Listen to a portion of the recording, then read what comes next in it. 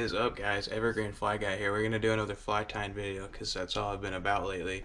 Because the weather. Speaking of the weather, I posted on my Instagram last night and I said, I really can't wait for some snow. And I posted this picture of the big snow we had out here about 2 years ago. And lo and behold, it is snowing today, and there's some on the ground currently. Might show that later. For now, we're gonna be doing a woolly bugger today. Now, let me start by saying there's a few ways you can do a woolly bugger, and let me show you what I got here. To start with, we have one I tied up a few days ago, and this is all in pink. I got pink chenille on there, I got pink marabou, I got big old pink hackle feather, I got some pink collaring up here, and then a gold bead head. I don't even remember what size hook that is, but that is one I did the other night, just bored messing around on a Zoom call, and that is in a cone head.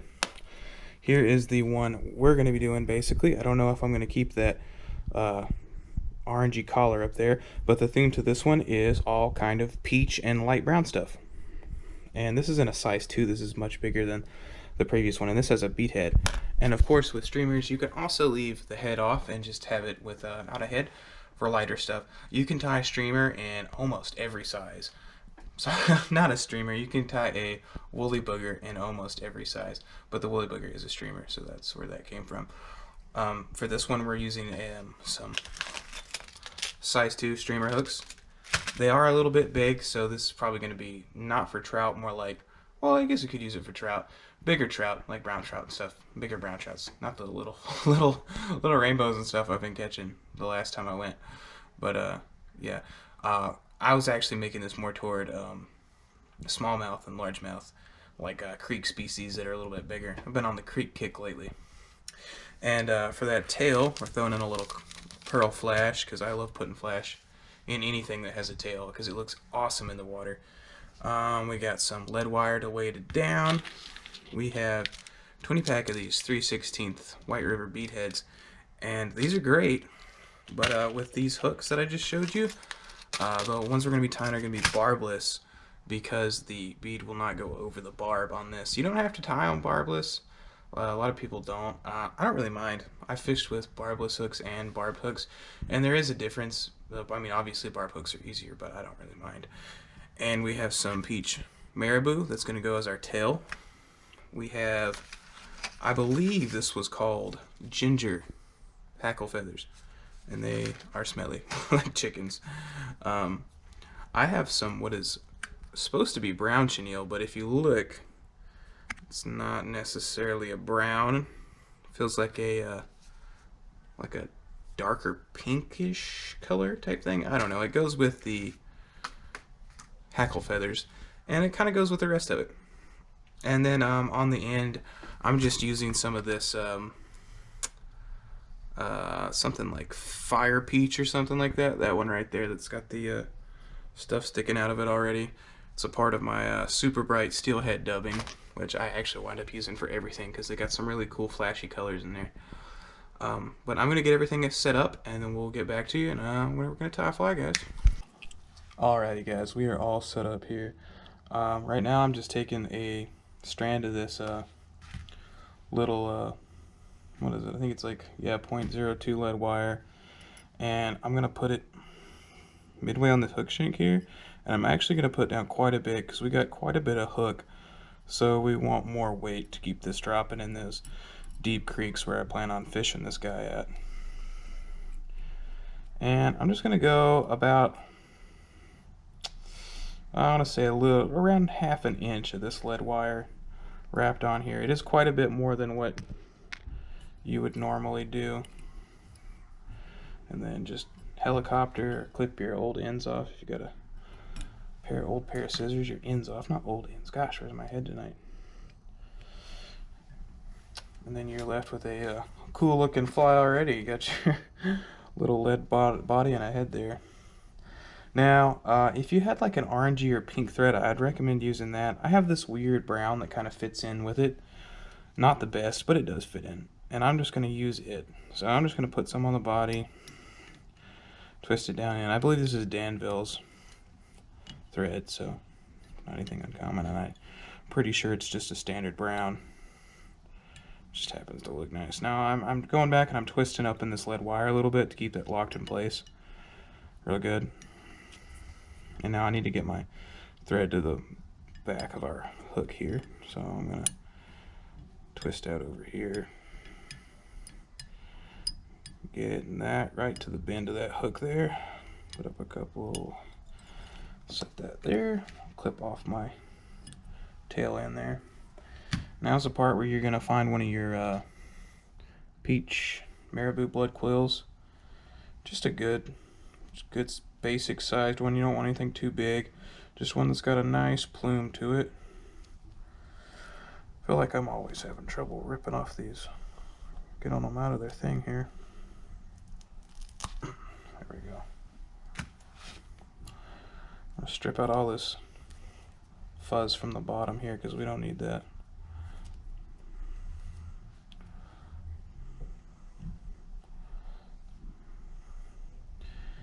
Here's a good quill, but it's not what we want to use it for here. This would be an example of a good folding quill. I think this one should work for our tail. It's got a nice plumed end there.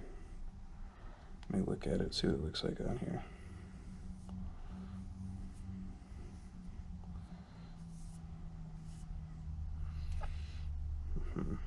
Okay.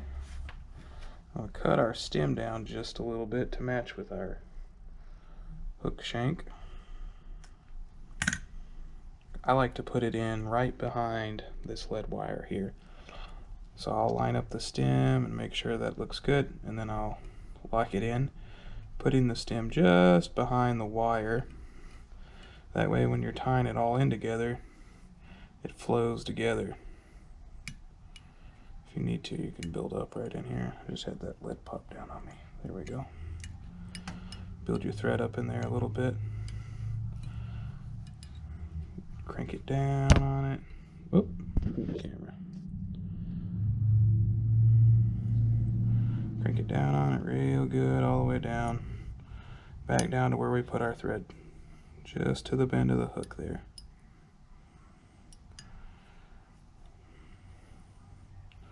Alright. Now at this point I'm going to take my crystal flash right here. The pearl flash, sorry. And I started with about 4 strands. This is 4 strands lapped together already because this was the excess from the past one I just did. So I'm gonna strip like 2 things out of it. We don't want it too heavy in the flash.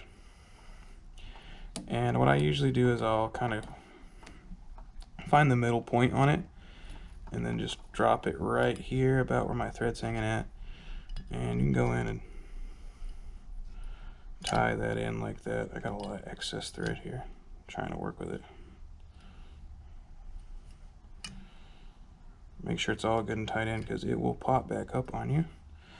Alright, then once you've done that, keeping it tight, you can, oh, see, that's what I meant. We missed a spot.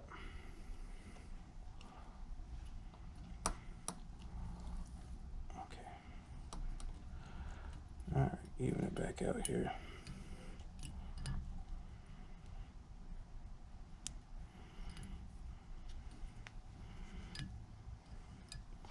Now we got it good and in there.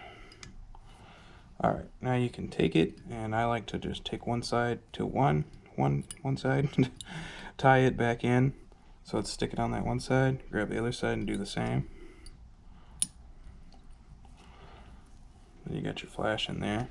You can take and pull it out like that, and then take your scissors at the end of your tail, and cut it out. Now we got our flash in that tail.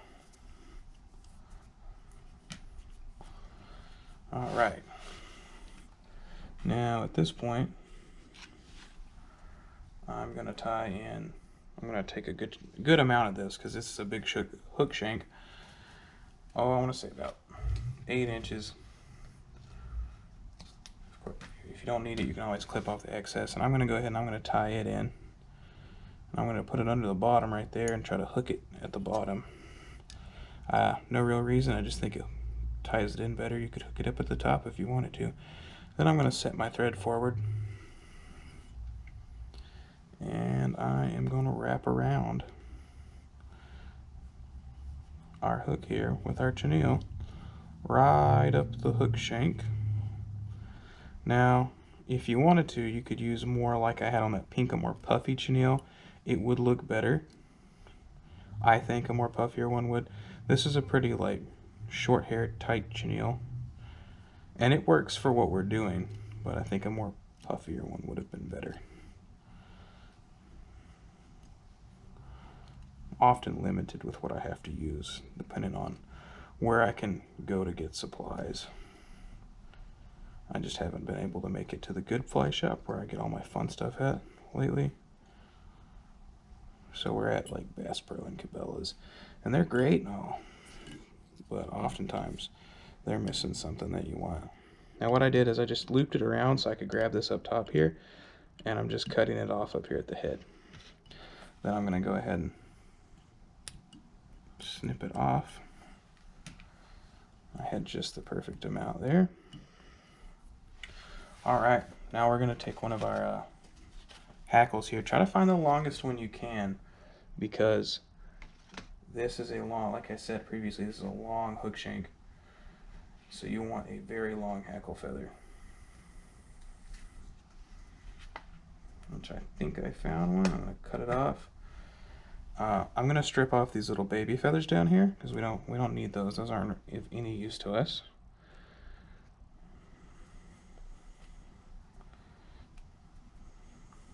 Now we're left with just the good solid long hackle feather there. And I'm going to trim this stem to like a fourth maybe, just like that. And again, which happens quite a bit, so this time we're going to make sure we got it in there real good. Same thing, back down the hook shank, making sure not to get any of these feather pieces in there.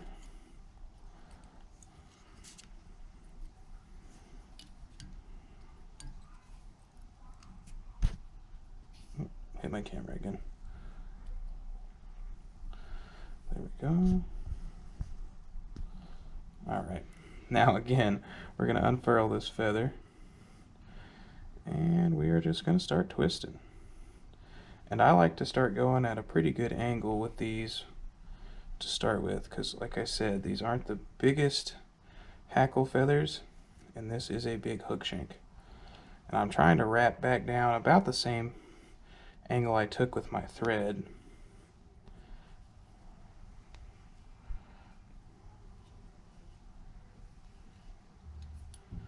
Actually, this was a bit bigger, so I could have went pretty tight with it. You know what? Let's just let it unfurl, and let's take it tighter, because the tighter you have it, the better this looks.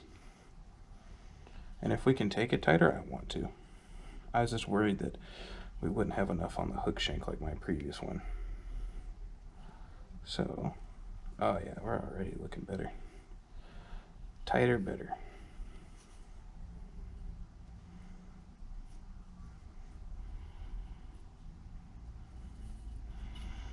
Now I just kind of keep making sure to press this out as I'm twisting back.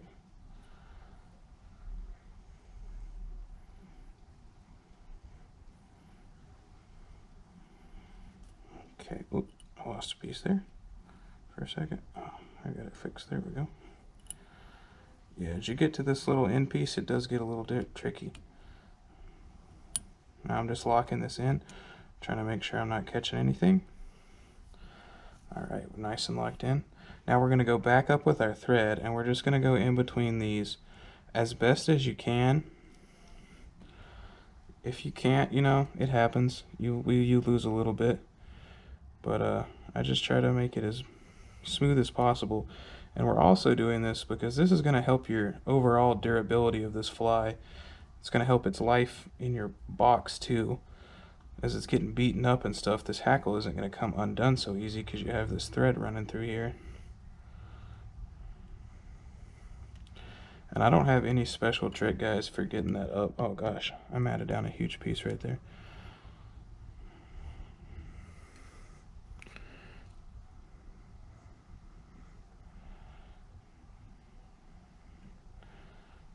It's just simply just going through it and trying to lay it down in spots and seeing if it pulls a lot down or what. And it can be difficult, so just be patient with it. Gets a little easier as you get up toward the head of the fly with the bigger pieces. That I have noticed. And then once you get up here, you can kind of take and pull it out a little bit. Like, I had to go back because there was a very large piece that had come undone, or that had been put down, and that would have been pretty hard to get this out. I'm going to take a few securing wraps right here. And you still have this, like, what's left of it down here, just gently take your scissors in here and just cut that right off. You might lose a little bit of your tail, because I just did. It's kind of hard to find. Now at this point, with my other one, I put a little dubbing collar on it, as you can see here. You know, it looks okay. I just feel like there's not much room up here. So you could leave this as is and call it a done fly. If you wanted to, you could add the dubbing collar like I did. You know what? Just for the sake of the video, let's add the dubbing collar.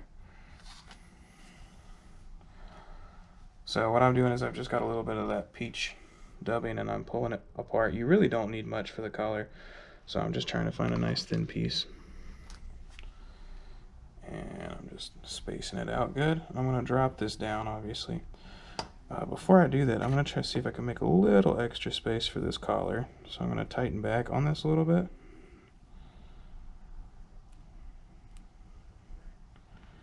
There we go. And we can still pull that out. Everything's okay.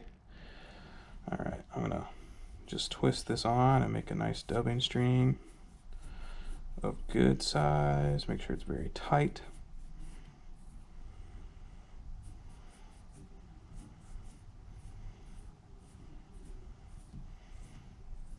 I'm going to pull a little bit off because I think I'm over how much I need. It's easier to add than it is take away. Okay, I'm going to try to push this up just a little bit, keeping it tight. Okay, now I'm going to take it very tight through here. Give it a good turn, another good turn up here by the head. Alright, now we're going to take our string under there and line it up a little bit. And then bam, that gets you a little orange collar up there, a little extra attention. Now we're going to finish it off. I'm going to try to get this lined up behind the head here as best as possible. Gosh,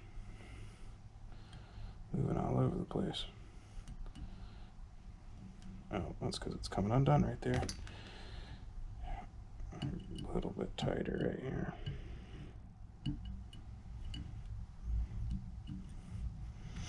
Now we'll finish it again.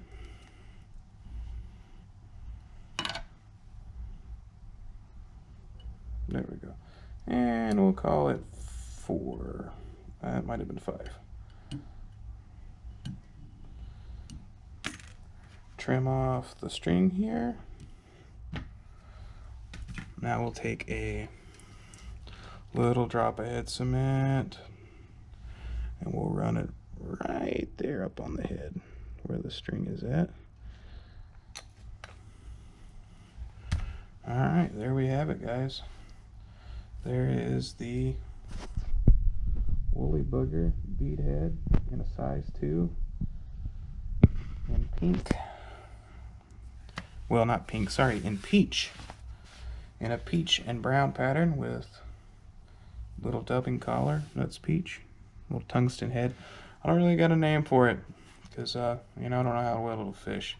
But it's a good looking big woolly booger for, I think my main target species is going to be smallmouth, so we'll call it smallmouth. Alright, guys.